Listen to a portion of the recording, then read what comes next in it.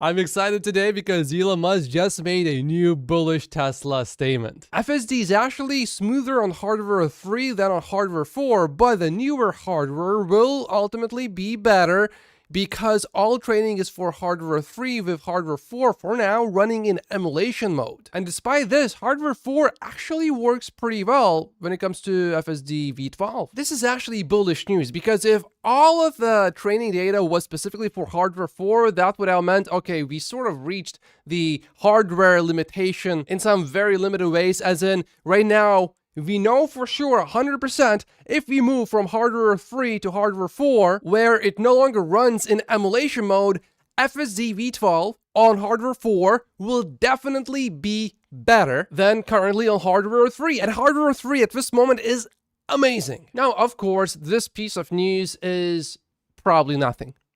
Just like this drive is probably absolutely nothing in a sense of what it means for FSD. Definitely ignore this person being so amazed that he had to invent a new word, amazeballs. He had a 45-minute drive here from the heart of Montreal Island to St.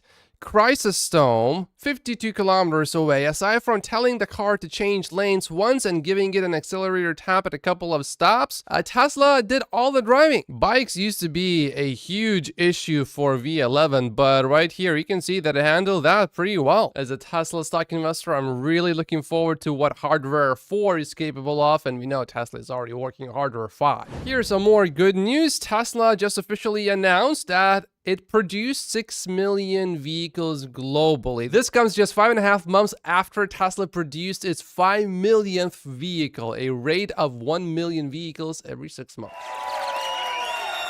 And here's how long it took Tesla to hit each cumulative car production milestone. It took 31 quarters to reach the first million, and now every 2 quarters we hit another million. In other words, Tesla right now has 6 million cars, but only 400,000 with FSD, 5.6 million without FSD, so that's a $67.2 billion total addressable market. Plus we have 2 million cars produced over the next 12 months, so that's going to be 7.6 million. So that's a 91 billion total addressable market. Tesla's earnings expectations for this year are close to $8 billion. In other words, if 10% of the fleet buys FSD, earnings double. Now, I'm not predicting that 10% of all of the Tesla customers will buy FSD this year, definitely not, but this puts things in perspective. The opportunity is certainly pretty big. I also like how Elon Musk reposted this to his main timeline, and this is why it got 30 million views. I think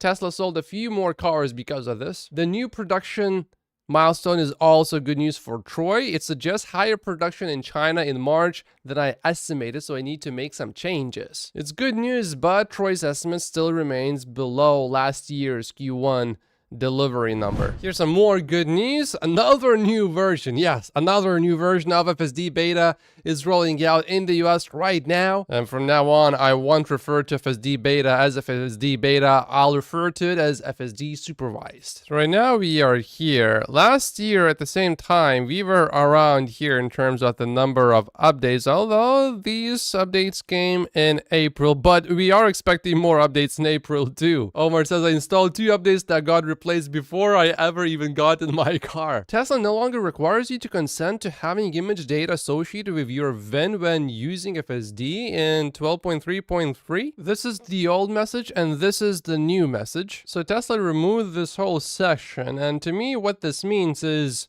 number one, because it is supervised FSD, naturally that implies that Tesla has less responsibility, but also to me it implies that Tesla has more confidence in the new system, because Tesla could still easily keep this here. It doesn't hurt anything really, but it decided not to have it there anymore. I mean, all it did before was, by enabling FSD beta, I consent to Tesla's collection of VIN associated image data from the vehicle's external cameras and cabin camera in the occurrence of a serious safety risk or a safety event like a collision, irrespective of my data sharing preferences, which protects Tesla. So why would Tesla remove that and increase its liability? This is slightly bullish for FSD. I just noticed this. Omar's catalogs.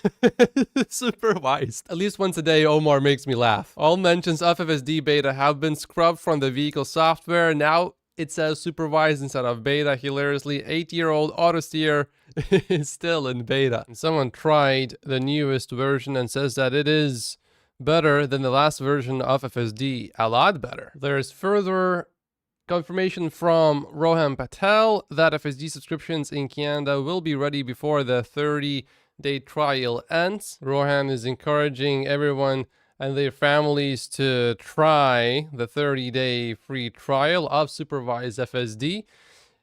But how can I try it if I don't have V12 yet? I'm a bit jealous. So some people that have not purchased FSD are getting free trials in Canada, and I'm still on V11. As an investor, I'm not upset at all, but as a consumer, I'm a bit irritated.